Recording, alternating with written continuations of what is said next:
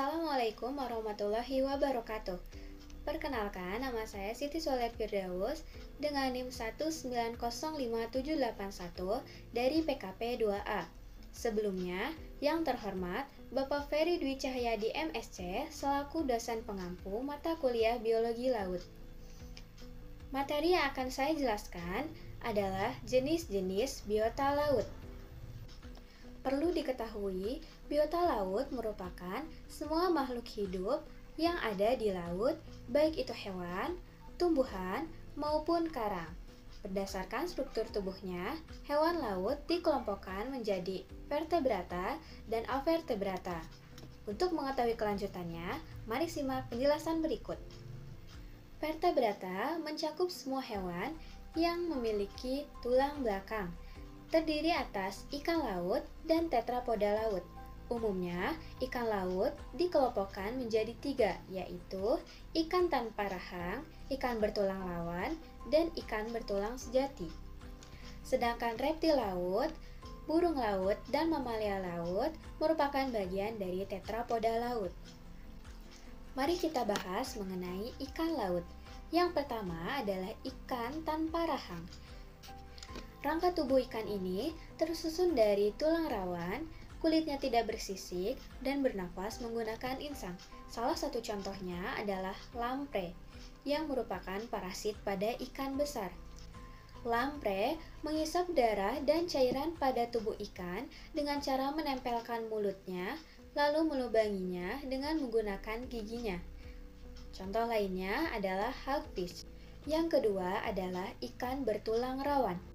Rangka tubuhnya tersusun dari tulang rawan, memiliki rahang, sirip berpasangan, dan sisik. Contohnya adalah hiu dan pari yang termasuk ke dalam subkelas Elasmobranchi. Yang terakhir, ikan bertulang sejati.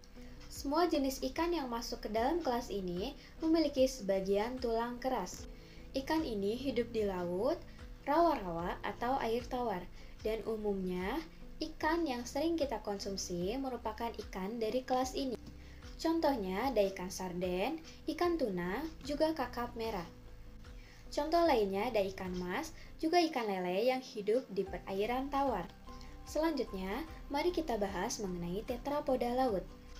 Yang pertama adalah reptil, vertebrata yang hidupnya merayap atau melata. Contohnya adalah ular laut, iguana laut, penyu, juga buaya air asin. Sebagian besar spesies reptil laut dianggap terancam punah hingga taraf tertentu. Seperti ular laut akan eksploitasi komersialnya, yaitu penjualan kulit, juga penyu akibat perusakan habitat bersarangnya di daratan pantai. Yang kedua adalah burung laut. Umumnya, burung laut hidup lebih lama, lebih lambat berkembang biak, dan memiliki jumlah anak yang lebih sedikit dibandingkan dengan jenis burung lainnya. Contohnya adalah penguin, penggunting laut, cakalang Christmas, juga dara laut. Dara laut dapat menghabiskan waktu berbulan-bulan untuk terbang di atas laut dan hanya kembali ke daratan untuk berkembang biak. Yang terakhir adalah mamalia laut. Mamalia yang bergantung pada samudra untuk bertahan hidup. Tingkat ketergantungan pada lingkungan laut ini berbeda pada tiap spesiesnya. Misalnya, paus dan lumba-lumba yang sepenuhnya bergantung kepada laut selama hidupnya, sedangkan anjing laut makan di laut namun berkembang biak di darat. Selanjutnya adalah avertebrata, yaitu hewan yang tidak memiliki tulang belakang. Beberapa film dalam klasifikasi avertebrata adalah: yang pertama, film Porifera, hewan berpori. Merupakan organisme multiseluler yang sebagian besar mengandalkan aliran air melalui pori-porinya untuk mendapatkan makanan dan oksigen, juga untuk membuang limbah. Contohnya adalah spons dari kelas Calcarea dan Demospongiae. Yang kedua, film Arthropoda, yaitu hewan berbuku-buku atau hewan beruas. Contohnya adalah udang dan kepiting dari subfilum Crustacea yang mayoritas merupakan hewan akuatik. Yang ketiga adalah filum moluska, hewan yang bertubuh lunak. Kedalamnya termasuk hewan bertubuh lunak dengan maupun tanpa cangkang. Contohnya adalah kerang hijau dari kelas Bivalvia dan cumi-cumi dari kelas Cephalopoda. Yang keempat adalah filum Echinodermata. Contohnya adalah bintang laut dari kelas Asteroidea dan bulu babi dari kelas Echinoidea. Kelompok hewan ini hampir ditemukan di semua kedalaman laut.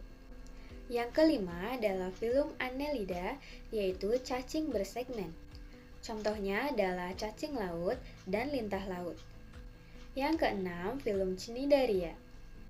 Contohnya adalah hydrozoa dan ubur-ubur yang merupakan kelas Scyphozoa. Yang ketujuh, filum Platyhelminthes. Cacing yang memiliki tubuh pipi ini umumnya tidak bersegmen dan umumnya hidup di sungai, danau, dan laut, atau sebagai parasit di dalam tubuh organisme lain.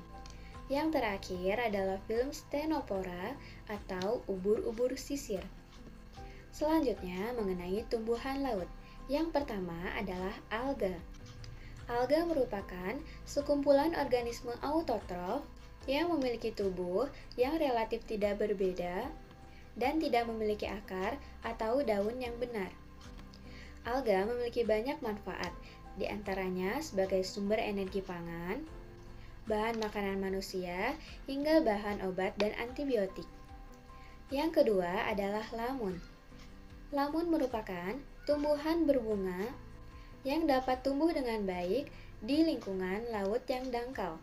Tidak seperti alga, lamun merupakan tumbuhan sejati yang memiliki akar, daun, buah, juga rizoma.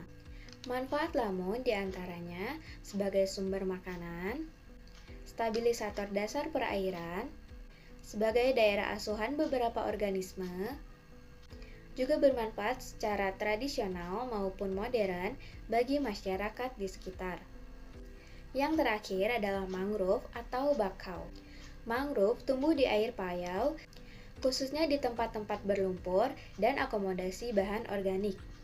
Salah satu contoh mangrove yang ada di Indonesia adalah Rhizophora apiculata. Manfaat hutan mangrove adalah mencegah abrasi. Pelumpuran yang terdapat di sekitar mangrove dapat mengurangi abrasi tanah. Selain itu, hutan mangrove juga dapat meredam gelombang tsunami sebagai tempat pembesaran ikan laut dan habitat berbagai satwa. Itulah beberapa biota laut yang bisa saya sampaikan. Lebih dan kurangnya mohon dimaafkan. Sekian dan terima kasih.